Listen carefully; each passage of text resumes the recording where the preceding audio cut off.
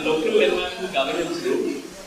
I'll try to quickly summarize the points that came up, and I'd also like to invite the other members of the group. I think there were 10 or 15 of us to pitch in. I'm very likely to leave a lot of details out, so please pitch in the things that think are important. Okay. So I think just two broad things in the group. I think to say would be one overarching issue is that although we had discussed, members actually brought up some interesting examples of local governance initiatives in water and so forth. There's also a very dark sense of the failure of governance, or the inevitable failure of governance. Right? There is a serious issue as to is local governance even possible? Because there were examples of initiatives that were subverted by established political parties or political interests, and none of us really had an answer to what to do about it. Right? That was, I think, it left us with a oh my god, kind of very dark scene. Having said that, I think I must balance that out with another point that came up with a couple of speakers, Mani and also Rajiv made the point.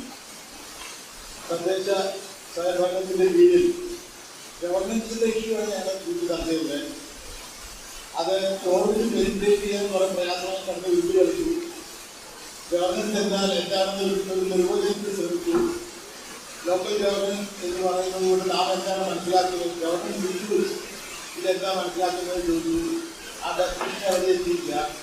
So, this is the context.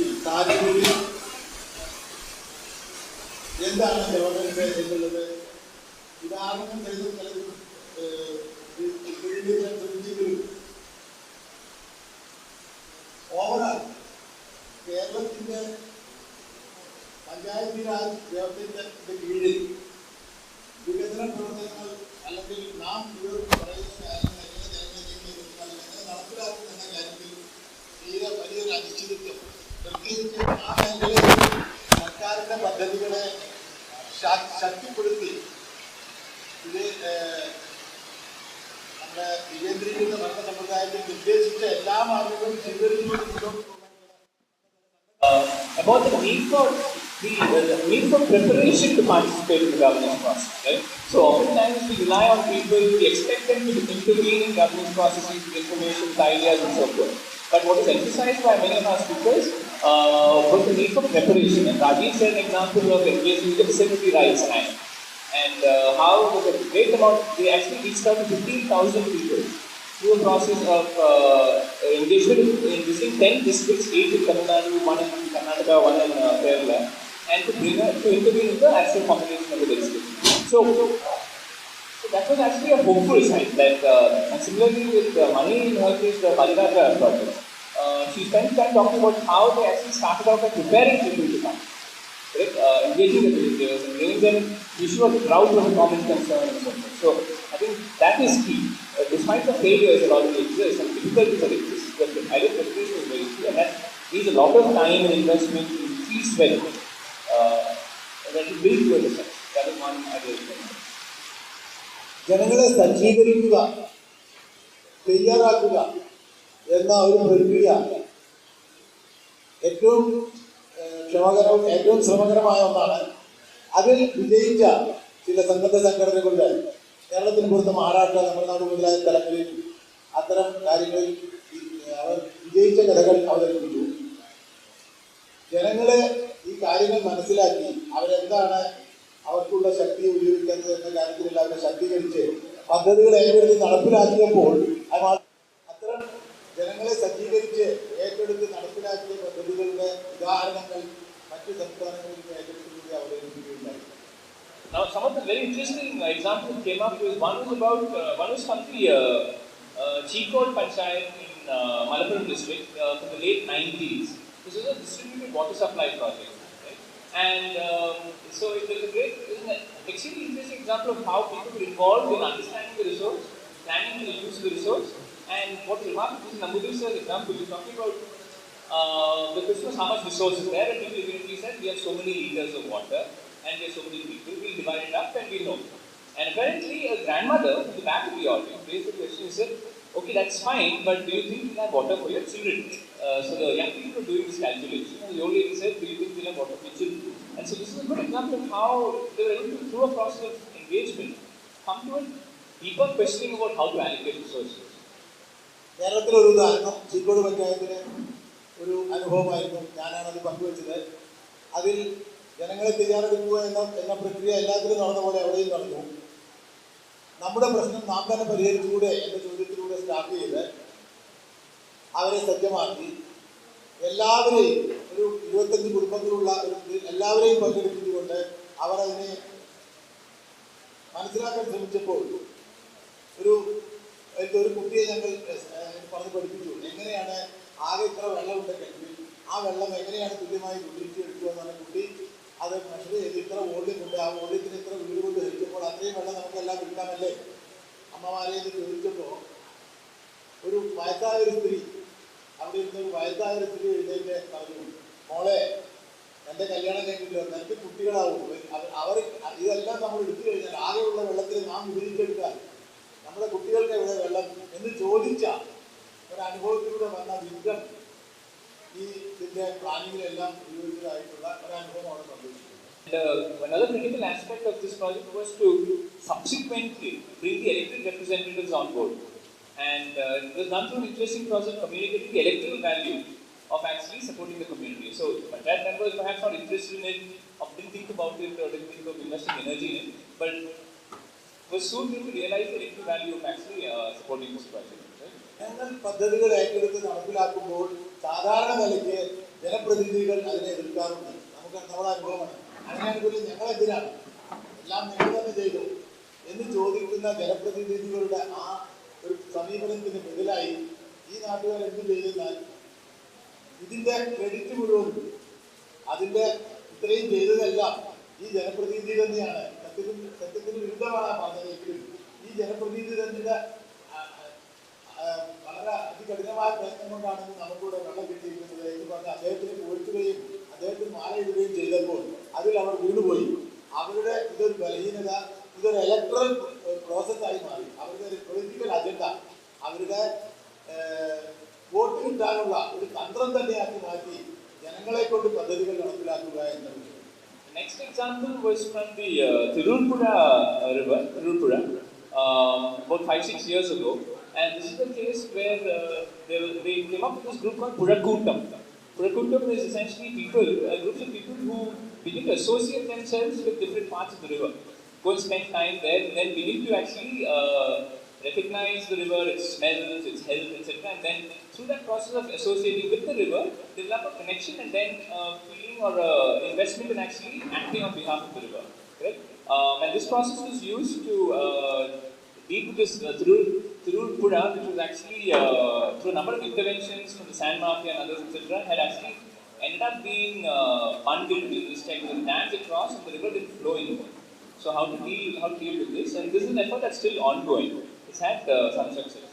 അതൊരു അനുഭവം നമ്മുടെ Panicker sir പങ്കുവച്ചതാണ്. തിരുപ്പുഴ ഒരു ശോചനീയമായ ഒരു പുഴയുടെ മരണത്തിൽ കലാശിച്ചുകൊണ്ടിരിക്കുന്ന ഒരവസ്ഥയിൽ ജനങ്ങൾ അതിൽ പങ്കെടുത്ത് അതിനെ പുനരുദ്ധരിപ്പിക്കാനുള്ള ശ്രമം നടന്ന കഥകളാണ്. അതിൻ്റെ ഡീറ്റെയിലേക്ക് പോകുന്നില്ല. ആ പുഴ ഒരു സർക്കാരിൻ്റെ ഒരു വികസന പദ്ധതിയുടെ ഇരയാണ്. അതുകൊണ്ടാണ് ആ പുഴ മരിച്ചത്. ഒരു അണക്കെട്ട്, ഒരു ചീർപ്പിട്ട് ഉപ്പുവെള്ളം കയറി ഇറങ്ങാതെയാക്കി ഇതിനെ ജനങ്ങൾ പണ്ട് തന്നെ വിരുന്നിരുന്നുവെങ്കിലും അതിൻ്റെ ഇപ്പോഴത്തെ പ്രത്യാഘാതങ്ങളുടെ ഇരകളായ ജനങ്ങളെ പറഞ്ഞ് മനസ്സിലാക്കി അവർ തന്നെ സംഘടിപ്പിച്ചിരിക്കുന്ന 42 തലങ്ങളിലുള്ള പുഴ കൂട്ടങ്ങളായി അവർ സംഘടിപ്പിച്ചതും അതിൽ നിന്നും അതെല്ലാം ഒരു വഴിക്ക് നടക്കുമ്പോഴും പ്രതീകാത്മകമായി അവർ അതിനെ പ്രതിഷേധിച്ചുകൊണ്ട് ആ ഷട്ടർ ഉയർത്തുകയും എല്ലാം ചെയ്തെങ്കിലും സാറിൻ്റെ അഭിപ്രായത്തിൽ ഇതിൻ്റെ എതിരായി നിൽക്കുന്നവർ, ഈ രാഷ്ട്രീയ മറ്റുള്ള ശക്തികൾ ഇതിനെ ജനങ്ങളിൽ അടിച്ചേൽപ്പിച്ച് ഇന്നും ന്യായീകരിച്ചുകൊണ്ട് ആ അണക്കെട്ട് അവിടെ തന്നെ വേണം, ശുദ്ധജലം എന്ന പേരിലെല്ലാം പറഞ്ഞ് നിലനിർത്തുകയും അതിൻ്റെ പിന്നിൽ പ്രവർത്തിക്കുന്ന വെസ്റ്റഡ് ഇൻഡസ്ട്രികളെ പുറത്തുകൊണ്ടുവരേണ്ട ശ്രമം നടത്തേണ്ട ആവശ്യകത മനസ്സിലാക്കുകയും ചെയ്തു.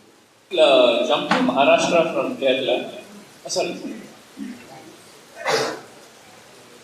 We recognize the problems, but we don't admit the problems. As we imagine that all the people are involved, all the people love the river, it's for all the people. So we just take the position that we don't see anybody in these vested interests acting against it. We are considering them as part of our own work. But the practical problem is that when we get to the nitty-gritty of things, we don't get things done in a way we would like them. So the point is, in society, when we want to have alternatives, there will be a lot of resistance for alternatives because they are accustomed to certain things, and so that is always there. There are other groups of people, that's a conservative type of people who do not want to have change. They are afraid of change. There is another group of people who are really benefited by what is going on today, and anything that we do in terms of alternative will be a threat to them. So, how do we handle them? Is the question that we have been worrying about all the time. And the only way is to consider all the people as being on our side. All the people want to have progress. It should be for all, and that all is an important thing for this particular. There was a time in our history when privileged group had all the rights available. Now rights are recognized for all. Similarly, we want to have all the people with us. So discrimination based on caste, race, and politics and things like that should not be entered in our mind. Although it is there, it's registered here that it exists, but we don't recognize it, we don't really see it. We just close our eyes to it. And that way we can slowly bring them to our side. And that is the process that takes time, but is worth doing, and that's the effort. So when we do this Tirur Kuda Sahajivan, based on the Sahajivan Swaraj management model, what we are trying to do is to have a transformation in the minds of people. We see that rivers diving deep in the minds of people. So if we have transformation in the minds of people, in their lifestyle, in the way they approach the things around them, including the river and the people of other kinds, and if we have a transformation in their mindset, things will work out. So this is a slow process, but it is actually encompassing. It is actually taking care of all the necessary changes we need for a totally transformed system. That is the dream that we all have in our childhood. ഏതൊരു ബദൽ നമ്മൾ alternative എന്നുള്ള ചർച്ച ഏതൊരു ബദലും നല്ലതിനായാലും അതിനെ എതിർക്കുന്ന ഒരു പ്രവണത മെയിൻ സ്ട്രീം മുഖ്യധാരത്തിനുണ്ട്. അതിന് രണ്ട് കാരണം പറഞ്ഞാൽ, ഒന്ന്, അത് ചെയ്യുന്നത് കൊണ്ട് അവർക്ക് പ്രത്യേകിച്ച് പല പ്രശ്നങ്ങളും ഉണ്ടാകാം, ഇല്ലെങ്കിൽ നിസ്സംഗത കൊണ്ട്. എനിക്കിതുകൊണ്ട് വന്നാൽ പോകും. ഈ രണ്ട് കാരണങ്ങളെ കൊണ്ട് ഇതിന് സഹകരണം കിട്ടാറില്ല. അതിന് നാം ജനങ്ങളെ ഒരു സൊസൈറ്റി അല്ലെങ്കിൽ ഒരു ഗവൺമെന്റ് സിസ്റ്റത്തിനെ മാറ്റുന്നതിന് മുമ്പെയായി ഓരോരുത്തരും അവനവൻ്റെ മനസ്സിൽ ഇത് മാറ്റണം. ഒരു പുഴ ഭരിക്കുന്നത് അവനവൻ്റെ മനസ്സിലാണ് എന്ന് മനസ്സിലാക്കിക്കൊണ്ട് ഓരോരുത്തരും ചേർന്ന സഹജീവനം എന്ന് പറഞ്ഞാൽ മനുഷ്യനും എല്ലാ ചരാചരങ്ങളും കൂടി ചേർന്നുള്ള ജീവിത ഒരു ആവാസ സമ്പ്രദായത്തിൽ കൂടെ മാത്രമേ, അതിനെ മനസ്സിലാക്കിയാൽ മാത്രമേ, നാം അത് ഉൾക്കൊണ്ടാൽ മാത്രമേ നമുക്കൊരു മാറ്റത്തിലേക്ക് ജനങ്ങളെ രാഷ്ട്രീയക്കാരെ എല്ലാം മാറ്റുള്ളൂ എന്ന വിശ്വാസത്തിന്റെ മുന്നിലാണ്. അത് വളരെയധികം സമയമെടുക്കുന്ന ഒരു കാര്യമാകയാൽ പെട്ടെന്നൊരു മോഡൽ ഉണ്ടാക്കാൻ ശ്രമിക്കുന്നില്ല. അത് മെല്ലെ അതിന്റെ വഴി കൂടി പോയിക്കൊണ്ടിരിക്കുകയാണ്. The next example was actually from Maharashtra. Like I said, it goes back to the mid-1980s, which means we should note that it's before the devolution of power, the decentralization legislations of 92, 93 and so forth. So that's important to remember. And this is interesting because the problem here was a river, the Verala river, which was generally a perennial river, had dried up. And it's a river that had actually withstood droughts and so forth. So it had dried up and it was causing serious, as you can understand, serious distress. And the two key reasons that people identified was that one was sand mining, which actually reduces the amount of water that can be retained. The second thing was sugarcane farming, right? These are the two kind of curses that people spoke about. The question was how to engage in this process, right? And so, I think a big part of it was to develop an understanding of the problem, and then the intervention that was needed to combat sand mining was to build a dam across the river. And the story here was how Mani and colleagues actually mobilized communities, two villages on two sides of the river where the dam is going to come up. And they mobilized through resources from the community. It's not government money that's coming. So this is money, Shramdan, and also resources from the community, sand and so forth, to actually build these dams. And I think it ended in success, right? The river was substantially right. Basically, this entire process was a very long drawn struggle. We began in around 84 and finally the dam became a reality perhaps in 88. So a very small dam which caused no displacement was obstructed at each point of time, and I think perhaps the success behind it was of course mass mobilization where every issue was carried out in a participatory scientific studies involving the people. This was one strength. The other was transparency. There will always be vested interests who will create obstructions because the nexus between the bureaucracy, the construction industry and the politician was very strong. And so, yeah, so breaking that nexus was very important through transparency because any kind of a sabotage will just be addressed publicly. And then building legitimacy through also support from outside. It cannot be a localized, and even Plachimada has shown, a localized struggle can go that far, but then when it becomes much wider with external support, then it leads a lot of strength to local mobilization. മഹാരാഷ്ട്രയിലത്തെ ഒരു അനുഭവമാണ്. ഒരു ഗ്രാമത്തിൽ ജനങ്ങൾ പൊറുതിമുട്ടി കരിമ്പ് കൃഷിയും മണൽ വാരലും കൊണ്ട് ആ ഒരു പുഴ നശിച്ചുകൊണ്ടിരിക്കുന്ന ഒരവസരത്തിൽ ജനങ്ങൾ ഇടപെട്ട് ചെയ്ത പ്രവർത്തനമാണ്. അവർ പറഞ്ഞത് ഇവിടെ ചെറിയ ചെറിയ ചെറിയ അണക്കെട്ടുകൾ കെട്ടിയാൽ, പുഴയിൽ ചെറിയ ചെറിയ അണക്കെട്ടുകൾ കെട്ടിയാൽ അവിടെ വെള്ളം കെട്ടി നിൽക്കും, അപ്പോൾ മണൽ വാരാൻ കഴിയാതെ വരും. അങ്ങനെ പറയുമ്പോൾ നമുക്ക് ഗുണവുമായി നമുക്ക് ആ പുഴയിലത്തെ വെള്ളം സംരക്ഷിക്കുകയും ചെയ്യാം, മണൽ വാരലുകാരെ നിർത്തുകയും ചെയ്യാം. അതേ സമയത്ത് തന്നെ കരിമ്പ് കൃഷിക്കാർക്കെതിരായി ഇവർ ക്യാമ്പയിനിങ് ചെയ്ത് അവരെ മനസ്സിലാക്കി കൊടുത്തു, അവരെ കൺവിൻസ് ചെയ്യിച്ചു, നിങ്ങൾ കരിമ്പ് കൃഷി ചെയ്യുന്നത് നിങ്ങൾക്ക് നല്ല. ഇത്രയും കാര്യങ്ങളെല്ലാം പ്രിപ്പറേറ്ററി വർക്ക് ചെയ്തതിന് ശേഷം ഇവർ തുടങ്ങി. ഗവൺമെന്റിൽ നിന്ന് ഫണ്ടൊന്നും കിട്ടിയില്ല. ആസ് ഒബ്വിയസ്ലി അവർക്ക് അതിന് പ്രപ്പോസൽ ഇത് കൊടുക്കാൻ അനുവാദമില്ല, സാങ്ഷൻ കൊടുക്കാൻ വയ്യ, ഒരു NGO വന്ന് ചെയ്താൽ ഞങ്ങൾക്ക് അതെല്ലാം പറഞ്ഞ് ഇവർ അവിടുന്ന് ഇവിടുന്ന് എല്ലാം മൊബിലൈസ് ചെയ്ത് പ്രധാനമായ വിജയത്തിന് രണ്ട് കാരണം ജനങ്ങൾ അത് അവയർ ആയി. അതല്ലെങ്കിൽ തന്നെ നമ്മൾ പറയാതെ തന്നെ അവർക്ക് അറിയാം. നമ്മൾ പോയി പറഞ്ഞ് മനസ്സിലാക്കി കൊടുക്കേണ്ട ആവശ്യമൊന്നും ഉണ്ടായിരുന്നില്ല. നിങ്ങളുടെ പുഴ നശിക്കാൻ കാരണം കരിമ്പ് കൃഷിയും മണൽ വാരലുമാണെന്ന് അത് അവരെന്നെ കണ്ട് പറയുന്നത്. അപ്പോൾ അതിൻ്റെ വലിയ വിഷയം ഉണ്ടായിരുന്നു. ഇത് എങ്ങനെ ചെയ്യും എന്ന കാര്യത്തിന് പുറമേ നിന്ന് പലരും സഹായിക്കാൻ വന്നു. ശാസ്ത്രജ്ഞന്മാർ, എഞ്ചിനീയർമാർ, റിസർച്ച്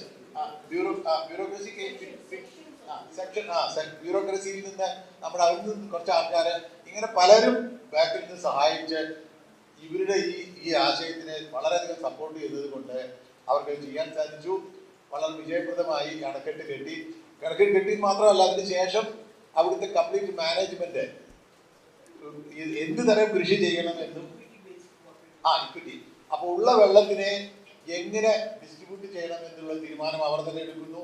അതിൽ എന്തെല്ലാം വിളകൾ എടുക്കാം, കരിമ്പ് എടുക്കുന്നത് എല്ലാവരും കൂടി തീരുമാനിച്ചു. കരിമ്പ് ചെയ്തേയില്ല. അതിനുശേഷം അത്തരം പല മാറ്റങ്ങളും വരുത്തി അവർ അവിടെ വളരെ നന്നായി ചെയ്തു കഴിഞ്ഞു.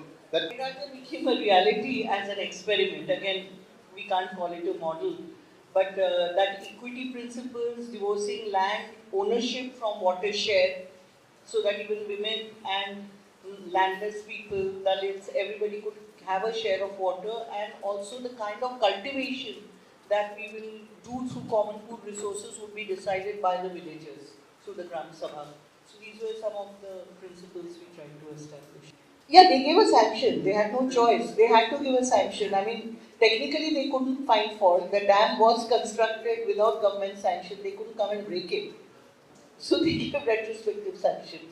So it was a combination of using struggle strategy. Actually, it was a people's movement. It was a mass organization, not an NGO. Let me make that very clear. An NGO can go so far, not further than that. But I think mass mobilization with a political perspective was very important in this struggle.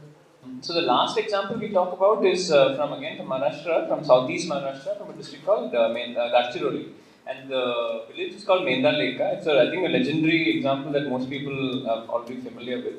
But it's a tribal village, and the story is actually about how land, struggle for rights, forest rights and so forth, gradually evolved into land being held as a commons, and then more importantly, how decision making was reclaimed and located within the community, right? So it was and decision is consensus based, not majoritarian. So it's not like voting and 45% vote or 50% vote, but actually by consensus. So the demands that this places on participation and deliberation are huge.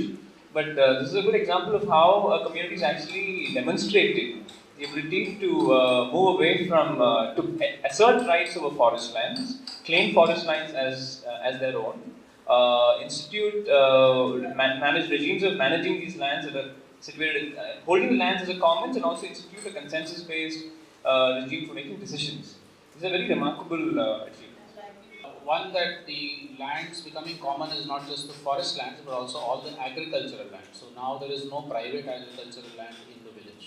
That's very revolutionary for any country. And secondly, that they have now moved also into 100% livelihood security, 100% water security, 100% food security and sovereignty, and energy. So basically transforming the whole village and also generating new kinds of jobs for the young people so that they stay interested in remaining in the village. ആന്ധ്രാപ്രദേശിനോട് ചേർന്ന് നിൽക്കുന്ന നക്സലൈറ്റ് ആക്രമണമെല്ലാം ഉണ്ടാകുന്ന ആ പ്രദേശത്തോട് ചേർന്ന് നിൽക്കുന്ന ഒരു ഗ്രാമത്തിൻ്റെ അനുഭവമാണ്. അവിടെയുള്ള ജനങ്ങൾ ഒരു ആദിവാസിമാരിലുള്ള ഒരു വളരെ പൗരാണികമായ പരമ്പരാഗതമായ ശൈലിയിൽ ജീവിച്ചിരുന്ന ഒരു ജനങ്ങൾ സ്വന്തം തീരുമാനത്തിൽ ആ ഗ്രാമത്തിൻ്റെ കംപ്ലീറ്റ് ഭരണവും അതിൻ്റെ മുഖം തന്നെ മാറ്റിയ ഒരു അനുഭവമാണ് പറഞ്ഞത്. അതിൽ വന്ന പ്രധാനപ്പെട്ട തീരുമാനങ്ങൾ, പ്രധാനപ്പെട്ട അത് വന്ന അതിൽ നടന്ന സംഭവങ്ങൾ എന്തെന്നാൽ, ഒന്ന്, അവർ പറഞ്ഞു ഇതിൻ്റെ മാനേജ്മെൻറ്റ്, ഈ കംപ്ലീറ്റ് ഏരിയയുടെ ഗവർണൻസ് ഭരണം ഞങ്ങൾ നടത്തും. ഇതിൽ മെജോറിറ്റി ഭൂരിപക്ഷം തീരുമാനം എന്നൊരു തീരുമാനമില്ല, ഞങ്ങളതിൽ വിശ്വസിക്കുന്നില്ല. എല്ലാവരും കൺസെൻസസ്, എല്ലാവരും കൂടി ചേർന്ന് അങ്ങോട്ടും കൂടി മനസ്സിലാക്കി തീരുമാനിച്ച ഒരു അനുരഞ്ജനത്തിൽ കൂടെ മാത്രമേ നടക്കുള്ളൂ. അല്ലാണ്ട് ഒരു വോട്ടിൻ്റെ ഭൂരിപക്ഷം അങ്ങനെ പറഞ്ഞു, മൈനോറിറ്റി ഇങ്ങനെ പറഞ്ഞിട്ടില്ല. അതൊരു പ്രധാനപ്പെട്ട ഒരു കാര്യത്തിൽ അവർ വിജയിച്ചു. അപ്പോൾ എന്തൊരു തീരുമാനം എടുക്കുമ്പോൾ എല്ലാവരും പങ്കെടുത്ത് ചർച്ച ചെയ്ത് ഒരാളെങ്കിലും അതിനെ എതിർത്താൽ അവരിനിയും കാലങ്ങളോളം ഇനിയും ചിന്തിക്കാൻ അതുകൊണ്ട് അദ്ദേഹത്തെ മനസ്സിലാക്കുമ്പോൾ താൻ പറഞ്ഞത് തെറ്റാണെന്ന്, ഇല്ലെങ്കിൽ മറ്റവരെ മനസ്സിലാക്കിയിട്ട് നിങ്ങൾ ഇദ്ദേഹം പറഞ്ഞാണ് ശരി. അത്രയും സ്ട്രെസ് എടുത്തുകൊണ്ട് തന്നെ last I was just explaining what is the majority problem which they are not there. They said even a single person is not there, they will wait until that much they were going there for it. അങ്ങനെ ചെയ്യുന്ന ഒരു ഭരണ സമുദായത്തിലൂടെ അവിടെ എന്തെല്ലാം ഇല്ലാതാക്കി, അവിടെ tribal forest ലാൻഡിൽ പരിപൂർണ ആധിപത്യം ഈ ജനങ്ങൾക്ക് അതിനെ പ്രൊട്ടക്ട് ചെയ്തു. അതിനെല്ലാം പുറമെ ഒരു ലാൻഡ്, ഒരു ലോകത്ത് എവിടെയും ഇല്ലാത്ത ഒരു സംഭവങ്ങൾ അവർ ചെയ്തെന്തായാലും സ്വകാര്യ ഭൂമി എന്ന സാധനം ഇല്ലാതാക്കി. കൃഷിഭൂമി, പട്ടാലാൻഡുകൾ എന്ന് പറയപ്പെടുന്ന കൃഷിഭൂമികളിൽ സ്വകാര്യ ഉടമസ്ഥത എന്ന സാധനം കൂടി ഇല്ലാതാക്കാൻ അവർക്ക് സാധിച്ചു. നമ്മുടെ ആദിവാസി മേഖലയിൽ കഴിയില്ലേ, വൈൽഡ് ലൈഫ്, ഇതിനെല്ലാം കൂടി കൂടുന്ന ഒരു ആവാസ വ്യവസ്ഥയുടെ ഭരണം അവർ നിക്ഷിപ്തമായി അവിടെ തന്നെ ഏറ്റെടുത്തു. ഇതുകൊണ്ട് എന്തെല്ലാം ഉണ്ടായി, അവിടെ ഭക്ഷണത്തിൻ്റെ സുരക്ഷ, ഊർജ കാര്യത്തിൽ, പിന്നെ അവരുടെ എല്ലാ ആവശ്യങ്ങൾക്കും വെള്ളം, ഊർജം, ഭക്ഷണം എന്നീ കാര്യങ്ങളെല്ലാം സ്വയം പര്യാപ്തത മാത്രമല്ല സുരക്ഷ കൂടെ അവർ ഉറപ്പാക്കിയ ഒരു അനുഭവമാണ്. Our discussion predominantly on about agriculture, vegetables. What about meat eaters, fish eaters, beef eaters? And in state we are in Kerala, 95% population are non-veg population. So whether we have any discussion about alternatives about these food habits, food culture, one.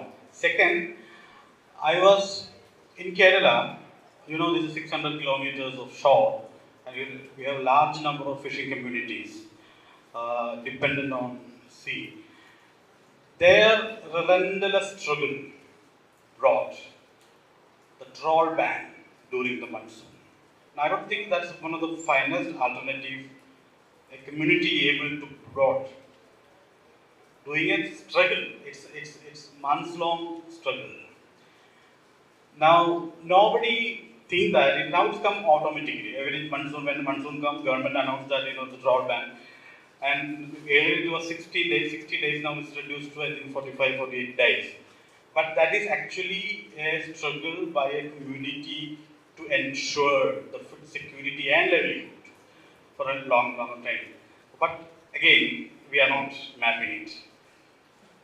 And there is a lot of other governance issues in it, because though there is a concept of government should compensate during the ban period to the fish worker. That's not happening. But why we are not taking it up as an issue to sustain the alternatives? Example we just gave of Meghalaya, very much meat eating Adivasi community. So it's not only vegetarians. But there's been a very interesting discussion about how much, if hunting should continue, and if so, how much and in what way. So, because hunting anyway is illegal, but they say that doesn't matter. If it's part of our culture, we will continue it, but we will make sure that we are not endangering any species. So these are the discussions that are going on as part of it. So I think it's not only vegetarians. You're right, but it's a good question. Fishing community, I don't know, John, or any of the organizers, we had specifically suggested that the National Fish Workers Forum Kerala groups should be invited. They were invited. It has to be in the context of the politics of this country. Right? I think I just said something like go, samrakshana, all of the stuff. The problem about it is, there's a politics behind it. Even we are talking about alternatives, we are talking within the politics of an authoritarian, fascist tendency, where you actually privilege the organic as vegetarian. And this has to be, this has to be laid into play. The point about it is the right to food, all sort of stuff. It is a mix of culture, nurture, context. There are a whole lot of history to it. When you privilege all those things into a higher line, where there is a Brahminical order is being privileged as organic, right? Which is actually creating problem for Muslims, Dalits, Christians, large number of people. In Kerala, almost 95% of the people eat beef. That is a problem with it. Even religious Gandhianism is bullshit. I am a Gandhian. When you put that, and this kind of thing, when we say that, boutique alternative, which is not really taking the larger politics of the country, all the fascist forces coming in different sizes and shapes, we don't challenge it. What happened is, we get lost in our boutique alternative models. And that's what he is trying to tell it in so many words. And that's why, in fact, when we are vegetarian, so many people came here and protested.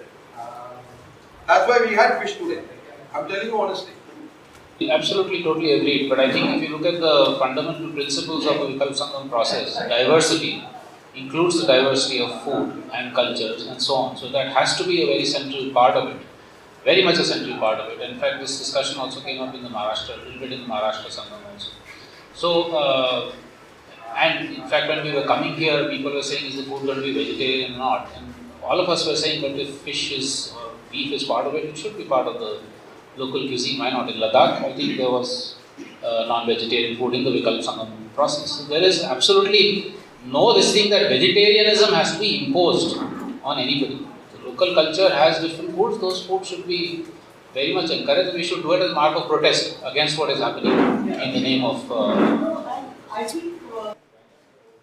ബദലുകളെ കുറിച്ച് സംസാരിക്കുമ്പോൾ ആദിവാസി മേഖലയിൽ നിന്ന് ആദിവാസികൾ നേരിടുന്നൊരു പ്രശ്നം കേരളത്തിൽ 2006 വനാവകാശ നിയമം Indian parliament പാസ്സാക്കിയത്. പക്ഷേ പാസ്സാക്കിയെങ്കിലും അതിൽ ഭൂവിതരണം FRC കമ്മിറ്റികളും CFRC കമ്മിറ്റികളും കുറച്ച് മാത്രമേ ഗവൺമെൻറ് എടുത്തിട്ടുണ്ട്. പക്ഷേ കേരളത്തിൽ അട്ടപ്പാടി പോലുള്ള മേഖലകളിൽ 108ഓളം FRC കമ്മിറ്റികളുണ്ട്. പക്ഷേ 192 ഊരുകളാണ് അവിടെ. ഈ പുതിയ കൃഷി രീതിയെക്കുറിച്ച് ചെയ്യുമ്പോൾ ഗവൺമെൻറ്റിലേക്ക് സമർപ്പിക്കേണ്ടത് നമ്മുടെ ഈ FRC ഭൂമികൾ സൗകര്യമായിട്ട് അവർക്ക് കൃഷി ചെയ്യാനും വെള്ള സൗകര്യം എത്തിക്കാനും ഉള്ള സംവിധാനങ്ങൾ ചെയ്യേണ്ടതൊരു ആവശ്യമാണ്. ഫോറസ്റ്റ് റൈറ്റ് കമ്മിറ്റിയിൽ പറയുന്നുണ്ട്, ആക്ട് പ്രകാരം ഭൂമി എത്രയും പെട്ടെന്ന് വിതരണം ചെയ്യുകയും ഇന്ത്യൻ പാർലമെൻറ്റ് പാസ്സാക്കിയ നിയമമാണ്. അതുപോലും കൃത്യതയോടെ കേരളത്തിൽ നടപ്പിലാക്കിയിട്ടില്ല. ഇന്ത്യയിലെ എല്ലാ സംസ്ഥാനങ്ങളിലും ഈ വനാവകാശ നിയമം നടപ്പിലാക്കി ഏകദേശം ഭൂമികൾ മേടിച്ചിട്ടുണ്ട്. പക്ഷേ കേരളത്തിൽ അത് നടപ്പിലാക്കില്ല. വയനാട്ടിലായാലും അട്ടപ്പാടിയിലായാലും ഇടുക്കിയിലും കാസർഗോഡിലും FRC കമ്മിറ്റികൾ രൂപീകരിച്ചിട്ടില്ല. അവിടെ എല്ലാം രൂപീകരിക്കണം. അത് കേരള ഗവൺമെൻറ്റിന് കൊടുത്തിട്ട് നാളിതുവരെയായിട്ട് പ്രവർത്തനങ്ങൾ നടത്തിയിട്ടില്ല. ഒന്ന്. രണ്ടാമത്തത് അന്യാധീനപ്പെട്ട ഭൂമി. ആദിവാസികളുടെ അന്യാധീനപ്പെട്ട ഭൂമിയിലും ഇതുപോലുള്ള നിയമ സംവിധാനങ്ങളിലും ഇതുവരെ ഗവൺമെൻറ് ഈ പ്രശ്നങ്ങൾ കണ്ടെത്തി ഭൂമി വിതരണങ്ങൾ ആദിവാസി മേഖലയിൽ നടത്തിയിട്ടില്ല. മാത്രമല്ല ഇവരുടെ എല്ലാം ഭൂമികൾ ഇത് കണ്ണായ ഭൂമികളെല്ലാം നഷ്ടപ്പെട്ടു. മലകളും കാടുകളിലാണ് FRC ഭൂമി ഉള്ളത്. അവിടെ ഡാം പ്രോജക്റ്റിനെ കുറിച്ച് പറഞ്ഞു. ഞാൻ കുടിയൊഴിപ്പിക്കപ്പെട്ട ഒരു ഡാം പ്രോജക്റ്റിലെ ഒരു നിവാസിയാണ്. എൻ്റെ ഊര് പൊന്നുവിലക്ക് ഗവൺമെൻറ് 1976 പൊന്നുവിലക്കെടുത്ത ഡാം പ്രോജക്റ്റ് ചെയ്യാൻ വേണ്ടി അങ്ങനെ കുറേ ഭൂമി അന്യാധീനപ്പെട്ട ഒരു ഊര് നിവാസിയാണ് ഞാൻ. ഡാം പ്രോജക്റ്റ് ഈ ബദൽ സംവിധാനങ്ങൾ ഗവൺമെൻറ് ചെയ്യുമ്പോൾ ഒരു ആദിവാസിയുടെ ആവാസ വ്യവസ്ഥയ്ക്ക് തകർച്ച പറ്റാത്ത രീതിയിൽ കേരളത്തിലെ ആദിവാസികളുണ്ട്. ആ രീതിയിൽ വേണം വികസന പ്രവർത്തനങ്ങൾ ചെയ്യാൻ. ആ ഊരുകൂട്ടങ്ങളും ഗ്രാമസഭ ഊരുകൂട്ടങ്ങൾ തീരുമാന പ്രകാരം വേണം നമുക്ക് കേരളത്തിലെ എല്ലാ പ്രവർത്തനങ്ങളും ആദിവാസി മേഖലയിൽ ചെയ്യാൻ. അത് ആദിവാസികളുടെ കൂട്ടായ്മ ഇല്ലാതെ അവരുടെ ആയിരിക്കും നിർദ്ദേശങ്ങൾ ലഭിക്കാതെ ചെയ്യുന്ന വികസന പ്രവർത്തനങ്ങളുടെ ദുരിതഫലം ഇന്ന് എന്നെപ്പോലുള്ള ഒരു സാമൂഹ്യ പ്രവർത്തകനും അനുഭവിക്കുന്നുണ്ട്. അതുകൊണ്ട് കേരളത്തിലായാലും ഇന്ത്യയിലായാലും ആദിവാസി മേഖലകളിലും ഞങ്ങൾ ഇതെല്ലാം കണ്ടിട്ടുണ്ട്. ഖനനം നടത്തുന്ന മേഖലകൾ ജാർഖണ്ഡിലും മറ്റുള്ള മേഖലകൾ അവിടെ എല്ലാം ആദിവാസി ഊരുകൂട്ടങ്ങൾ അറിയാതെ പോകുന്ന ചില കാര്യങ്ങൾ കൊണ്ടാണ് വികസനങ്ങൾ പെട്ടെന്ന് ഇങ്ങനെ ആവുക. ആ രീതിയിൽ കേരളത്തിൽ ആകരുതില്ല. ഞങ്ങളുടെ വനവും മണ്ണും അതിൽ വനവിഭാഗങ്ങളും പുഴകളും സംരക്ഷിച്ചു കൊണ്ടുവേണം ബദൽ സംവിധാനങ്ങളും അതേമാതിരി ഇവർ മാറ്റിപ്പാർപ്പിക്കൽ, കുടിയൊഴിപ്പിക്കൽ, അങ്ങനെ ഒരുപാട് പ്രതിസന്ധിയിൽ സർക്കാർ ഇടപെടുന്നുണ്ട്. അതിൽ നിന്നെല്ലാം ഇനി സർക്കാർ എന്ത് ചെയ്യണം, മാറി നിന്നുകൊണ്ട് അവരുടേതായിരിക്കുന്ന നിർദ്ദേശങ്ങൾ അഭിപ്രായങ്ങൾ ലഭിച്ച ശേഷം വേണം അവിടെ വികസന പ്രവർത്തനങ്ങൾ ചെയ്യേണ്ടത്. അത് ഇതുപോലുള്ള സംഘടനകളും നമ്മുടെ ബദൽ തീരുമാനങ്ങളിൽ ഒരു കണ്ണിയായിട്ടത് അറിയിക്കേണ്ടതാണ്. രണ്ടാമത്തെ കാര്യങ്ങൾ ഇപ്പോൾ ആരോഗ്യത്തെക്കുറിച്ച് സംസാരിച്ചു. അട്ടപ്പാടി മേഖലകളിലെ ആരോഗ്യ പ്രശ്നം എന്ന് പറയുന്നത് ആദ്യകാലങ്ങളിലെല്ലാം എൻ്റെ പൂർവികന്മാർക്ക് നല്ലൊരു ആരോഗ്യമുള്ള ജനതയായിരുന്നു. ക്രമേണ ഗവൺമെൻറ്റുടെ പോളിസികൾ ഞങ്ങൾ ആശ്രയിച്ച് ചെന്നപ്പോൾ ഞങ്ങളുടെ ആരോഗ്യത്തിന് ഞങ്ങൾക്ക് കെട്ടിപ്പടുത്താൻ കഴിഞ്ഞിട്ടില്ല. നല്ല റാഗി, ചാമയും ഇതെല്ലാം കിഴങ്ങ് വർഗ്ഗങ്ങളൊക്കെ ലഭിച്ചിരുന്നു. പക്ഷേ വികസനത്തിൻ്റെ പേരിൽ അവിടെ ഇപ്പോൾ കാറ്റാടിപ്പാടങ്ങൾ വരുന്നു, റിസോർട്ടുകൾ വരുന്നു, പാലങ്ങൾ വരുന്നു, റോഡുകൾ വരുന്നു. ഇതിനെല്ലാം ഒരുപാട് വികസനങ്ങൾ വരുമ്പോൾ ഞങ്ങളുടെ ആരോഗ്യം സംരക്ഷിക്കാനുള്ള രീതികളൊന്നും അവിടെ കിട്ടുന്നില്ല. സത്യം പറഞ്ഞാൽ ആക്ച്വലി മനസ്സിലാവും. ഇതുകൊണ്ടാണ് കൗമാരപ്രായമായ കുട്ടികൾക്ക് നല്ലൊരു കുഞ്ഞിനെ പ്രസവിക്കാൻ പോലും പറ്റുന്നില്ല. ഇവരെല്ലാം ഹോസ്റ്റലുകളിലാണ്. വിദ്യാഭ്യാസ മേഖലകളിലും അട്ടപ്പാടിയിലും കൊഴിഞ്ഞുപോക്കുകളും കുട്ടികൾ പുറമെ പോകുന്നത് കൊണ്ട് അവരുടെ സംസ്കാരവും അവരാട്ടും പാട്ടും ഊരുകൂട്ടങ്ങളും ഒരു സംസ്കാരം അങ്ങനെയില്ല. എല്ലാം കൊണ്ട് ദുരിതമനുഭവിക്കുന്ന ഒരു ജനവിഭാഗമാണ് കേരളത്തിലെ ആദിവാസികൾ. അത് വയനാട്ടിൽ ചെന്നാലും ഇടുക്കിയിൽ ചെന്നാലും കാസർഗോഡ് ചെന്നാലും കാണാൻ പറ്റും. ഇന്ത്യയിലും കാണാം. ഇന്ത്യയിലെ ന്യൂസിൽ നിങ്ങൾ ദിവസം കാണുന്നതാണ് സമരങ്ങളിൽ ഒരു ആദിവാസികളെ ചിത്രമുണ്ട്.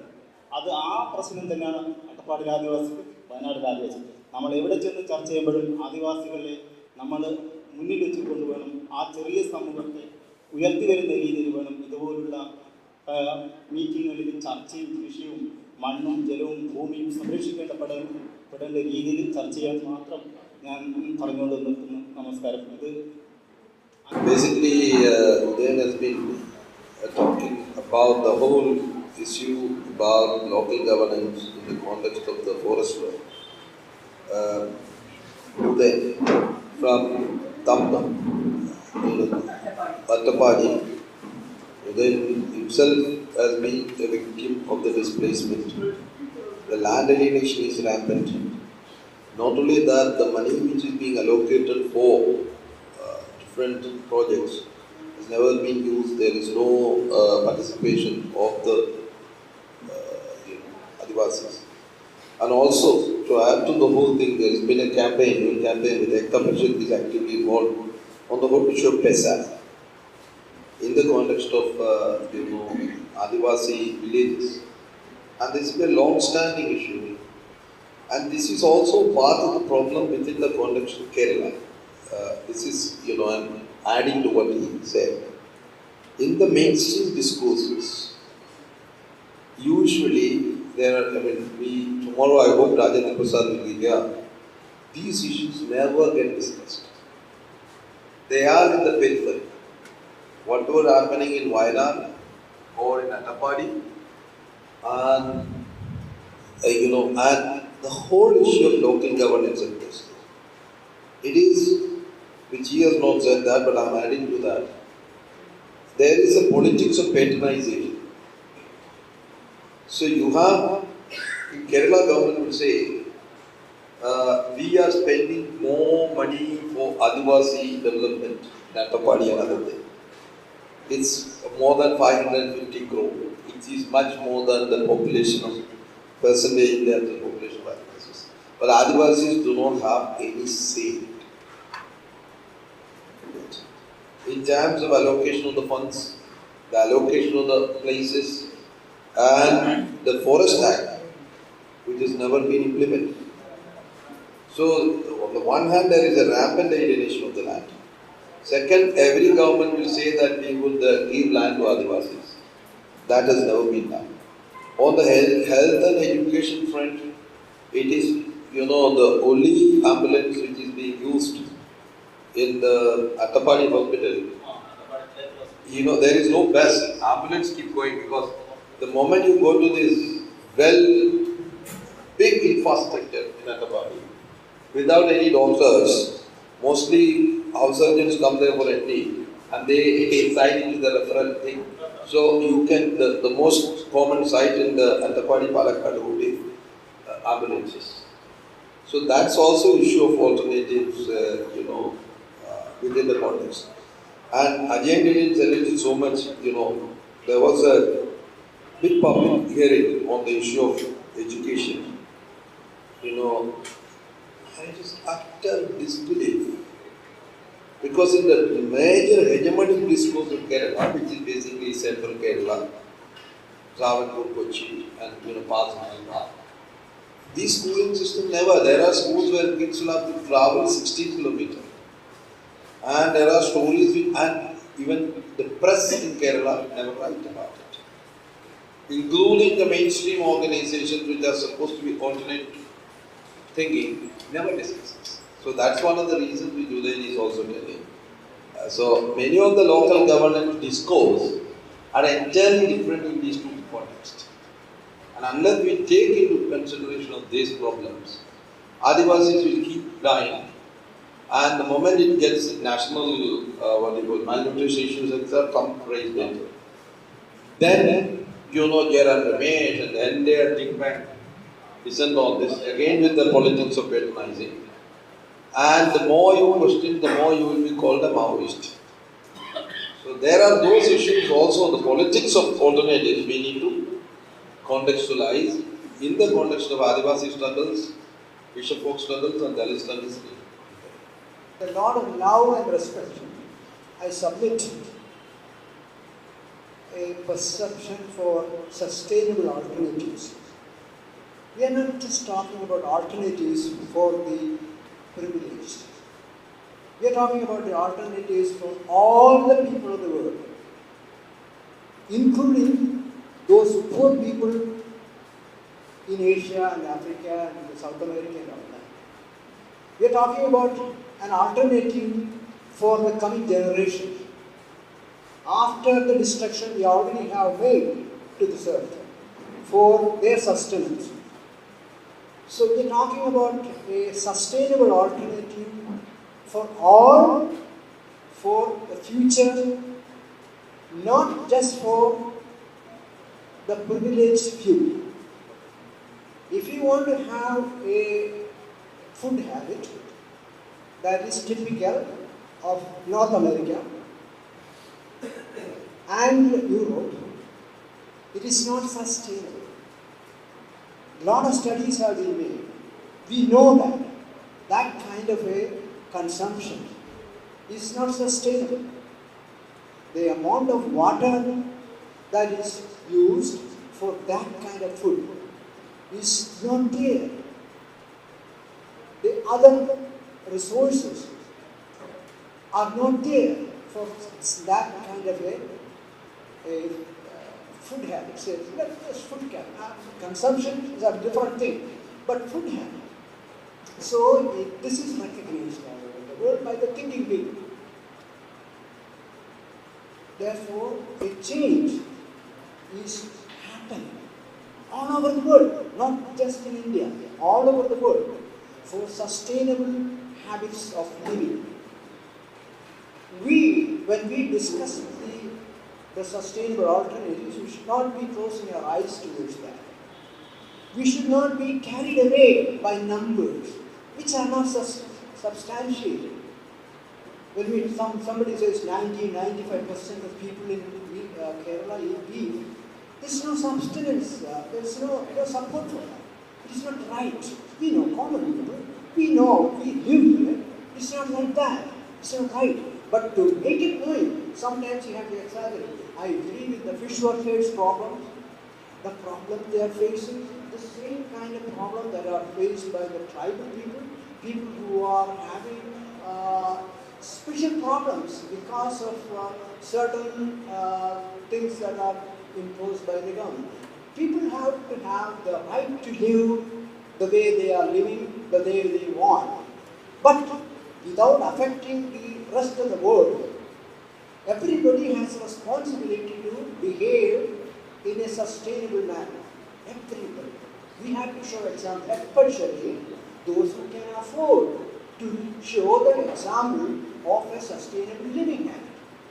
That sustainable living habit automatically takes certain restrictions on food themselves by several reasons. One, those who are enlightened, like the Western young people, or those who are habituated, as in some of the people in North India, or all over India, they put in restrictions on themselves.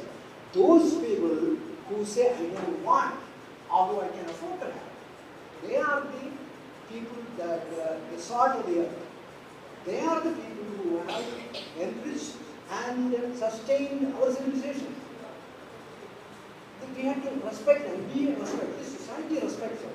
Therefore, let us not be, because of certain problems of the tribals and the other people, we should not be carried away from the mainstream of thinking that sustainable alternative requires certain self-imposed food habits also. Just to wind up the discussion that happened in the governance point session, I think the last example I just take is the question of what Ms. Pankaj mentioned about Trivandrum, about the effort to actually activate Panchayati Raj Act, right? So in theory it exists. How do you actually bring it to life, right? And the example, a very complex example getting narrated, which I don't remember, skip over a lot of the details, but basically what happened there was that you had a situation where the effort to roll out the act, to bring the act into effect, was subverted by established political forces who underplayed or undermined the authority of the individuals who were recognized as leaders in these various local government organizations, right? So I think the long and the short of that is, how is the rolling out of Panchayati Raj going to deal with established vested political interests? That seemed to be the big question, and we ended on a very despondent note, because that seemed to be a serious problem which nobody really had an answer to, because established power would not see those kinds of spaces, right? So I just end with that, because we have to hand over to the next session. അതായത് ഊരുകൂട്ടെന്ന് പറയുന്നത് ഊരിലൊരു മൂപ്പൻ, ഇന്നത്തെ കേരളത്തിലെ മുഖ്യമന്ത്രി പോലെ അദ്ദേഹം prime മിനിസ്റ്ററാണ് ഒരു മൂപ്പൻ. അതിൻ്റെ ഭരണാധികാരി മണ്ണക്കാരൻ, കുറുതല, വണ്ടാരി എന്ന് പറഞ്ഞ 15 അംഗ കമ്മിറ്റി. അവരാണ് ഊരിലെ കൃഷി, ആരോഗ്യം, വിദ്യാഭ്യാസം, മറ്റു കൃഷി മേഖലകളെല്ലാം ചർച്ച ചെയ്യുന്നത്. കേസ് പോലും, കോടതിയിലെ കേസ് പോലും ഊരുകൂട്ടം തന്നെയാണ് ഇംപ്ലിമെൻ്റ് ചെയ്ത് പരിഹാരം കാണുന്നത്. ഒരു കോർട്ടിൽ പോലും പോകേണ്ട ആവശ്യമില്ല. ഈ ഊരുകൂട്ടത്തിന് വിൽ പവർ അവർ കാലാകാലങ്ങളായിട്ട് പാരമ്പര്യം നിന്നാണ് ഊരുമൂപ്പന്മാരെ തിരഞ്ഞെടുത്തിട്ടുള്ളത്. അത് ഇന്ന് നിലനിൽക്കുന്നുണ്ട്. ആ നിലനിൽക്കുന്നത് കൂടെ ആ ഊരുമൂപ്പൻ്റെ ഭരണ സംവിധാനം 15 അംഗ കമ്മിറ്റിക്ക് ഊരിലെ 100-150 പ്രതിനിധികൾ ഊരുകൂട്ടത്തിൽ പങ്കെടുത്ത് അവിടെ നടക്കുന്ന വിഷയം സംസാരിച്ച് ആ വിഷയ പരിഹാരമാണ് ഊരുകൂട്ടം എന്ന് പറയുന്നത്. അത് ഇപ്പോൾ ഇന്ത്യൻ തന്നെ പാർലമെൻറ്റ് അത് പാസ്സാക്കിയിട്ടുണ്ട്. ഊരുകൂട്ടം നിർബന്ധമായി കേരളത്തിലും ഇന്ത്യയിലും ഊരുകൂട്ടം കൂടണമെന്നും ഊരുകൂട്ട ഗ്രാമസഭകൾ അംഗീകരിക്കുന്ന നിയമം മാത്രമേ നടപ്പിലാക്കാവുന്ന പഞ്ചായത്തുകളിൽ പോലും ഗവൺമെൻറ് ഉത്തരവുകളുണ്ട്. പക്ഷെ അതൊക്കെ പാലിക്കപ്പെടുന്നു ഇല്ല. പക്ഷെ അത് പാലിക്കപ്പെടേണ്ടത് ഇതുപോലുള്ള ചർച്ചയിലേ പറ്റുള്ളൂ. ഗവൺമെന്റിന്റെ വികസന പ്രവർത്തനം നടക്കുമ്പോൾ ഒരു കൂട്ടം നിർബന്ധമായി കൂടുന്നതെന്ന് ITDP-യിലേക്ക് നിർദ്ദേശമുണ്ട്. ITDP ഉദ്യോഗസ്ഥന്മാർക്ക് നമ്മൾ ഒരു കൂട്ടം കൂടി ITDP-യിലേക്ക് കൊടുത്താൽ മാത്രം ITDP-യാണ് അതിന് ബാക്കി ജില്ലാ കളക്ടർക്കും മറ്റുള്ളവർക്കും മോണിറ്റർ ചെയ്യേണ്ടത്. അങ്ങനെ ഒരു നിയമ സംവിധാനം വളരെ ചിട്ടാവട്ടത്തിൽ നടക്കുന്ന ഒരു കൂട്ടമാണ് ഇന്ത്യയിൽ പാസ്സാക്കുന്ന ഒരു കൂട്ടം സിസ്റ്റംസിലേക്ക് പോകുമ്പോൾ FRC കമ്മിറ്റി ഒരു കൂട്ടം, ഗ്രാമസഭ ഒരു കൂട്ടം, എല്ലാം ഒരു കൂട്ടം ബേസിലേക്ക് വരും. നമ്മൾ ഇന്ന് ചർച്ച ചെയ്യുന്ന ബേസിക് കാര്യങ്ങളെല്ലാം ഗ്രാമങ്ങളിൽ നല്ല രീതിയിൽ പ്രവർത്തിക്കാൻ പറ്റും. ഈ അട്ടപ്പാടിയിൽ 192 ഊരിലും 108 ഊരുകളിലും FRC ഒരു കൂട്ടം നിലവിലെ 1-2 അതിൻ്റെ ഭരണ സംവിധാനങ്ങൾ നടക്കുന്നുണ്ട്. ആ അട്ടപ്പാടിയിൽ ഇനി പെസ ആക്ട് വരുന്നുണ്ട്, അതായത് സ്വയംഭരണ പ്രദേശം. അട്ടപ്പാടി, വയനാട്, ഈ പറയുന്ന ജില്ലകൾ, ഇടുക്കി എന്നിവയെല്ലാം ഗവൺമെൻറ് ഈ സ്വയംഭരണത്തിന് ഇംപ്ലിമെൻറ്റ് ചെയ്തിട്ടുണ്ട്. പക്ഷെ അത് രാഷ്ട്രപതി ഒപ്പിട്ടിട്ട് അത് ലഭിച്ചിട്ടില്ല. ഈ FRC കമ്മിറ്റികൾ കേരളത്തിൽ എല്ലാ മേഖലകളിലും CFRC കമ്മിറ്റി സാമൂഹ്യ വനാവകാശ നിയമം ഇംപ്ലിമെൻറ്റ് ചെയ്താൽ പെസ നിയമം നടപ്പിലാക്കുക. അതുവരെ എത്തിക്കിടക്കുന്നുണ്ട്. അപ്പം ഞങ്ങൾ സ്വയംഭരണമായിട്ട് ഒരു കൂട്ടമായി പഞ്ചായത്തിലെ പ്രതിനിധികളും ഭരണ സംവിധാനങ്ങളും നടത്തുന്നത് അതുവരെ എത്തിയിട്ടുണ്ട്. ബാക്കി കാര്യങ്ങളിലേക്ക് ഗവൺമെൻറ്റും സംഘടനകളും നിർദ്ദേശിക്കുന്ന അഭിപ്രായങ്ങളും ലഭിച്ചാൽ മാത്രമേ ഗവൺമെൻറ് ചെയ്യൂ. അത് തൃശ്ശൂർ ജില്ലയിലെ വാഴച്ചാലിൽ ആദ്യമായി ഒരു കൂട്ടം നിയമപരമായി വന്ന് ഇംപ്ലിമെൻറ്റ് ചെയ്ത് അവരുടെ പ്രശ്നങ്ങൾക്ക് ഒരു പരിഹാരം കണ്ട ഒരു എക്സാമ്പിളും ഉണ്ട്. അത് വിശദീകരിക്കുന്നില്ല. മദ്യ വിമുക്തമാക്കി അവിടെ ആദ്യമായി ഊര് മൂപ്പത്തിയാണ്, മൂപ്പത്തില്ലാത്തതുകൊണ്ട് ഊര് മൂപ്പത്തിയാണ് അതിൻ്റെ കാര്യം ചെയ്ത് നടപ്പിലാക്കിയ ഒരു സക്സസ് സ്റ്റോറിയുണ്ട്. ഇപ്പോൾ സമയമില്ലാത്തതുകൊണ്ട് പറയുന്നത്. ലാൻഡ് ലഭിച്ചിരിക്കുന്നത് ഫോറസ്റ്റ് റൈറ്റ് കമ്മിറ്റി ആക്ട് പ്രകാരം 25,000 ഏക്കർ ഭൂമിയും സാമൂഹ്യ വനാവകാശ പ്രകാരം കിട്ടിയിട്ടുണ്ട്. തൃശ്ശൂരിൽ മാത്രം വാഴച്ചാൽ. അപ്പം കേരളത്തിൽ ഏകദേശം ഈ നിയമം നടപ്പിലാക്കിയ ഒരുപക്ഷെ ആദിവാസികൾ രക്ഷപ്പെടും. ഈ നിയമം അനുസരിച്ച് നല്ലൊരു വനം വിഭാഗം അവരുടെ അധീനതയിൽപ്പെടും. അവിടെ വേറെ വനം വെട്ടുകയോ പാറ പൊട്ടിക്കൽ ഈ പറയുന്ന പരിസ്ഥിതി അഗാധ പ്രശ്നങ്ങൾ നടക്കില്ല FRC മേഖലകളിൽ. Urukutam is a tribe, council of tribe people. That is, in different parts of the country, it's known different ways, but it's all recognized and by tribal councils are recognized by the constitution. He was saying in Kerala, there are, not only in Kerala, everywhere, part of the country, that whatever decisions are being taken under the Urukutam's meetings and everything, it is mandatory for the government to recognize it and go closely accordingly. So these Urukutams is as good as a Gram Sabha of a Panchayat. They have got a statutory validity. He says, even today, Urukutams are alive. They are active also. But they are not having, by some reason or other, they are not able to assert their rights within the constitutional bodies of Panchayat because of probably some lukewarm approach by the politicians. He says, if it is really acting as it is expected to, all the problems of not only of the tribe per se, but the environmental issues remaining in that area, like mining, deforestation, all those problems will automatically be taken care of. Because tribe's priority has never been all these things which other politicians. So just one solution, really activate this tribal council. Added to that, a particular example of having activated a tribe council who has asserted their rights and acted exactly like they were expected to do in a local governance system. They could get the right or more than 30,000 acres of forest land, which was anyway vested with them. Now they had taken over, and so there is a solid example of tribes asserting themselves, provided they are given a constitutional space in decision making. I was very upset when the statement came that organic farming movement is a kind of a Brahminical movement. It really pains me. I haven't heard such a criticism so In far. parts of India. Pardon? In parts of India. I qualified it. In parts? In parts of India. In parts of India? Certain parts of India.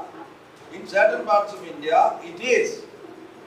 You know, the Sangh Parivar also promoted, and I am telling it with the. I can give so many examples. No. I think let us not get into all kinds of things. It What we mean is, mother's milk should be free of poison. Whether it is Brahmin's mother or Christian mother, I am not bothered about it. For us, there is no such caste, no religion, nothing. We are working a casteless religion, with religion and all. Okay, we don't have that thing. I have been working here. Who are these we? The organic farming policy in Kerala now. There is one policy now. I am the architect of that policy. No, let me say that. Let us finish. There is a big movement in this state, in this country, for organic farming. So you don't say that certain part of the country it is only for Brahmins. It is, I think it is wrong. No. It is not wrong. No, let me qualify. Such an interpretation. Let me qualify. I don't expect it such an intellectual as you are. No such intellectual. It should not come. Okay. This is for, now let me make it very clear. Yeah. Organic farming is for making mother's milk free of poison. That is one. Okay. No caste, no religious, no politics, nothing on that. That is what we want. That does not put all kinds of colors in that. You made a statement, it was very provoking. No, I am provoking. Give to me. I worked in India for 30 years. Right? I moved to every part of this country. And I come from this village, come from a family of organic farmers. I practice it. Right? I am a practitioner. I go to ask everybody, I go there. But in Maharashtra, in Madhya Pradesh, there are three kinds of movements in the name of organic. One is a government policy. Kerala is a different case altogether. I am not saying that in Kerala everybody is it. I am a practitioner of it. But India is not a casteless society. Yeah, I can show so many examples. I lived in Norway. So there are three kinds of organic discourse. One is an elite organic discourse. People don't farm anything. They have a worldview. It's the most costly stuff in Norway, food courts. It is 3 times more price than others. Right? Then you have ordinary farmers who are actually doing it without even calling it. Then there is a movement. You know why I say this? In the name of Go Rakshak movement, the cow vigilantism in Rajasthan, in Maharashtra and others, there is a, I never used the word Brahminic. So the discourse is the Puritanism, which is at the cost of others. And please understand the spirit which I am talking about. I am very upset when a person who was with all the license, buy some cows, going through Rajasthan, taken a tartan and lynched, and then say, this place will have to be vegetarianism, organic, Goraksha. This discourse is also coming, sir. And I am not questioning this because I always consider the politics of any alternative the larger political economy of a country for the world. Right? I am telling I was in Myanmar. You understand this, the spirit which I am talking about it. There is a Buddhist monk, Vikalp. He spread poison when, the whole Rohingya issue. A lawyer who happened to be a Muslim, who was killed just out of it, he said, this is the thing which is the kind of people who do not live organically, they should be killed. Who do not live according to the principles of Buddhism, who should be killed. And it's on his Facebook. Now, having, see this every day. I'm not, I'm intellectualism is not, I live, I travel, I discuss, Ajay knows about it. That is what it pains me. So I take every discourse on alternative with a political analysis about it, who is speaking it, where is it speaking, how is it speaking. That's it. I grew up in a house of 10 cows. I myself had a cow. But then somebody come and tell me, anybody who eats should be killed. That it is happening in this country. And if I don't believe this country is casteless or creedless. I may be, you may be. But the larger politics of this country is not. And I am telling it in a qualified way. I can give you hundreds of examples if you want. The whole thing of Ganga being sacred and having rights of itself and so on, the recent court orders which many of you may have read about, in one way extremely good, because the more we extend rights to nature, the more we are actually saying it's not a human-centered world. So this is a very crucial part of even the whole Vikalp Sangam ideology. But then in the past at least, and maybe it will happen again, the Hindutva, the Vishwa Hindu Parishad for instance has cashed in on this whole thing. Even the anti-dairy dam movement, in terms of saying the Ganga is sacred, etc., that's fine. But then in the discourse also it begins to creep in that what are Muslims doing here in some of those places, So that's the politics one has to be very, very careful about. Mukul Sharma's book Green and Saffron brings it out very well, and I think that should be read by all of us.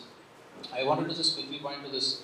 I think what Uday said points to a very crucial aspect of governance, which is that the imposition of the Panchayati Raj system across the country is a huge problem.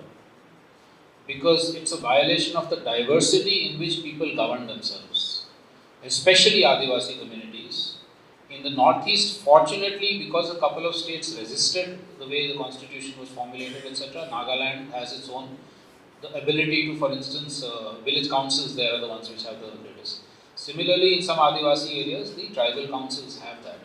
But nevertheless, you still have a panchayat system imposed on top of it, which creates these huge problems. So part of, I think, the search for alternatives also has to be that different diverse governance systems have to be accepted with the principles of local democracy, equality, justice and so on and so forth built into it.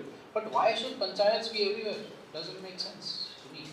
We have a hugely diverse country. Let there be diversity of governance systems. That hasn't come up with the discussions earlier. But because Uday raised this, I thought it's an important point to bring in. I visited one indigenous village in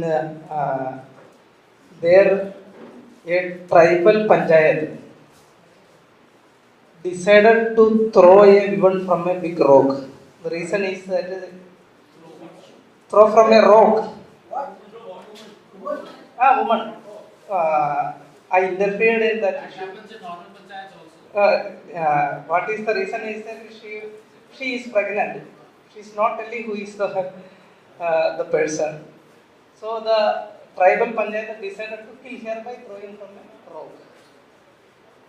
So there is a very big movement in going by this Tisari Sarkar movement, especially in Maharashtra, some areas, and especially in Uttar Pradesh. They are arguing for a panchayat system. But we should accept the tribal panchayat system. There is no doubt. But we should create some procedures. Otherwise, it will be very dangerous. Northeast. Equality, justice, etc. I will show you. To study about the panchayat system existing in India, I travelled 17 states, including Nagaland, Uttar Pradesh, West Bengal, Bihar, and all these states. So different systems are adopted. There is earlier systems are there, but some of the systems are very bad. We should clear it. Otherwise, there is big problem everywhere. But there are hundreds of normal so-called panchayats which are also doing very similar things. So everywhere the fight for equality, justice, etc. has to happen, whatever it is. But I am saying that Guru was killed. Huh? Guru was exactly. So highest law, the court of the land. So Guru was killed by the highest court of the land. We were in the organization that associated with Timbuktu. We have been spending the last 6-7 years promoting the Haligarh cow. And the economy works because we use it for draft, we have milk, and we use it for urine, and as the cow dung, and then we are able to sell the cow after that. That whole chain of economy, if this Goraksha kind of thing continues, not only are you going to have a whole lot of state money going to protect those the animals in these goshalas, you are going to screw up the economy of the way in which people will say your cows. People will not want to go for cows. They will then go back to the tractor. Is that what we want? പ്രത്യേകിച്ച് ഇന്നലെ good ഗവർണൻസിനെ സംബന്ധിച്ച് പറഞ്ഞ കാര്യങ്ങളിൽ ഒന്ന് രണ്ട് കാര്യങ്ങൾ നമുക്കത് എന്ത് ചെയ്യാൻ കഴിയുമെന്ന് എനിക്ക് തന്നെ അറിയില്ല. ഒന്ന്, ഈ പഞ്ചായത്ത് മെമ്പർമാരുടെ ചുമതലകളും ഉത്തരവാദിത്വങ്ങളും അവർക്ക് എന്താണ് എന്ന് അറിയാമോ എന്നറിയില്ല. അവരുടെ ഉത്തരവാദിത്വങ്ങളും ചുമതലകളും നിർവഹിക്കപ്പെടുന്നില്ല എന്നുള്ള ഒരു സത്യമുണ്ട്. അത് രണ്ടാമത്, അത് ചെയ്യാൻ വേണ്ടി ആരുടെയെങ്കിലും സഹായം അവർ തേടുന്നോ എന്ന് ചോദിച്ചു കഴിഞ്ഞാൽ തേടുന്നില്ല. രണ്ട്, സഹായിക്കാൻ വേണ്ടി പോയാൽ സഹായം അവരെ ഏറ്റെടുക്കാൻ തയ്യാറുമല്ല. അങ്ങനെ ഒരു പശ്ചാത്തലത്തിൽ ഈ മെമ്പർമാരുടെ ചുമതലകളും ഉത്തരവാദിത്വങ്ങളും ഒന്ന് ഡിഫൈൻ ചെയ്യേണ്ട കാര്യം കേരളത്തെ സംബന്ധിച്ച് വളരെ പ്രാധാന്യം അർഹിക്കുന്നു. മറ്റൊന്ന്, പഞ്ചായത്ത് രാജ് സംവിധാനത്തിനകത്തുള്ള സംവിധാനങ്ങളെ പ്രവർത്തിപ്പിച്ചു കഴിഞ്ഞാൽ പരിസ്ഥിതി സമരവും അല്ലെങ്കിൽ ഈ പറയുന്ന ആരും സമരം ചെയ്യേണ്ട കാര്യങ്ങളില്ല. അവരവിടെ ഇപ്പൊ ഉദാഹരണം BMCയെ ബയോഡൈവേഴ്സിറ്റി മാനേജ്മെന്റ് കമ്മിറ്റി എന്ന് പറയുന്ന സംവിധാനത്തെ ശരിയായി പ്രവർത്തിപ്പിക്കുകയും അവിടുത്തെ പരിസ്ഥിതി പ്രവർത്തകരെയും മറ്റുള്ളവരെയും അതിനകത്ത് ഉൾപ്പെടുത്തുകയും ചെയ്ത് അവരുടെ ജോലികൾ നിർവഹിച്ചു കഴിഞ്ഞാൽ ഈ മണലൂറ്റായിരുന്നാലും മലയിടിക്കലായിരുന്നാലും അതിനെല്ലാം തന്നെ തടയാനും ആക്ഷൻ എടുക്കാനുമുള്ള ചുമതല അവർക്കുണ്ട്. മറ്റൊന്ന്, ഏറ്റവും കേരളത്തിൽ ഫേസ് ചെയ്യുന്ന ഒരു പ്രശ്നമാണ് സ്ത്രീകൾക്ക് നേരെയുള്ള അതിക്രമങ്ങൾ. വനിതാ കമ്മീഷന്റെ പരമാധികാരം കൊടുത്തുകൊണ്ടാണ് ജാഗ്രതാ സമിതികളെ പഞ്ചായത്ത് തലത്തിൽ ചുമതലപ്പെടുത്തിയിട്ടുള്ളത്. ഈ ജാഗ്രതാ സമിതി പഞ്ചായത്ത് തലം മുതൽ വാർഡ് തലം വരെ സ്വമേധയാ കേസെടുക്കാനുള്ള അവകാശം, അധികാരം കൊടുത്ത് പോലീസിനെയും മറ്റുള്ള നീതിന്യായ സംവിധാനങ്ങളെയും ക്ലബ് ചെയ്തിട്ടുണ്ട്. അപ്പൊ അതിലെ സക്സസ്ഫുൾ കേസ് ഒരിടത്ത് ഞങ്ങൾ ചെയ്യുന്നുണ്ട്. ആ ഒരു സംവിധാനം നിലവിൽ വരികയാണെങ്കിൽ, ഇന്നലെ സൂചിപ്പിച്ച അയൽസഭകൾ മുതൽ തുടങ്ങി ആ സംവിധാനങ്ങളെ പ്രവർത്തിപ്പിച്ചു വരികയാണെങ്കിൽ കേരളം നേരിടുന്ന പ്രശ്നങ്ങൾക്ക് പരിഹാരമുണ്ട്. പക്ഷേ പ്രവർത്തിപ്പിക്കുകയില്ല.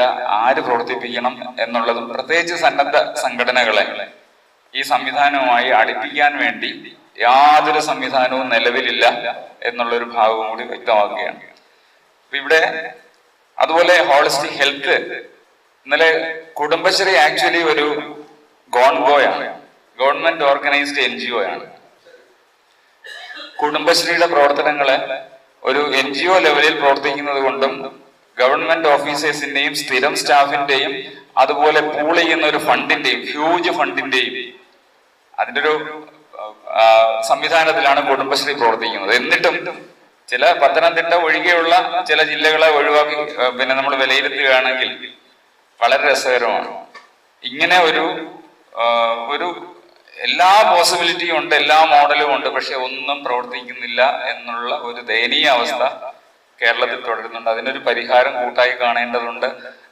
ചില മാതൃകകളൊക്കെ നമുക്ക് ഉണ്ട്, എങ്കിലും ഫംഗ്ഷൻ ചെയ്യിപ്പിച്ചു കഴിഞ്ഞാൽ ചെയ്യുമെന്നുള്ള കാര്യത്തിൽ ഇത് ആര് പൂച്ചയ്ക്കാര് മണി കെട്ടു എന്ന് പറയുന്ന ഒരു ഇഷ്യൂ ഇവിടെ ഉണ്ട്.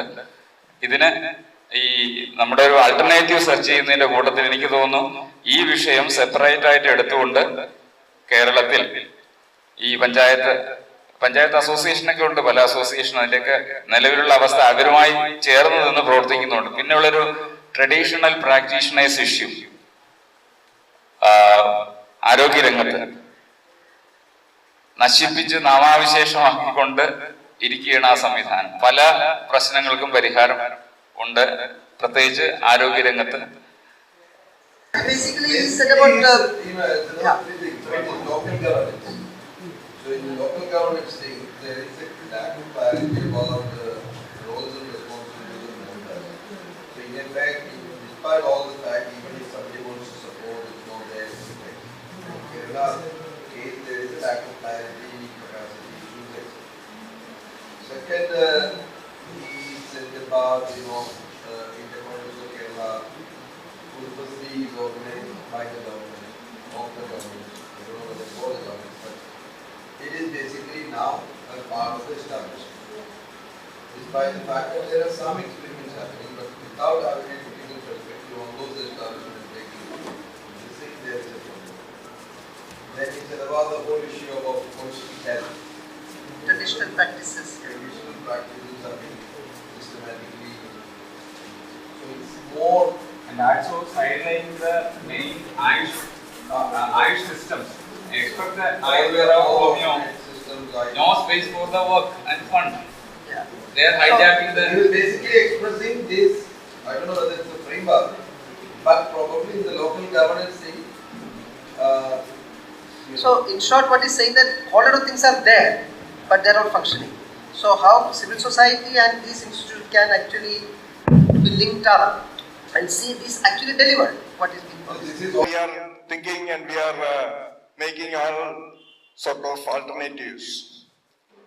And we, most of us know, and it is known, even our John Samuel also in so many write-ups and all he was mentioning, in our country, 10% of the population is owning, taking possession of almost 90% of the property of the country.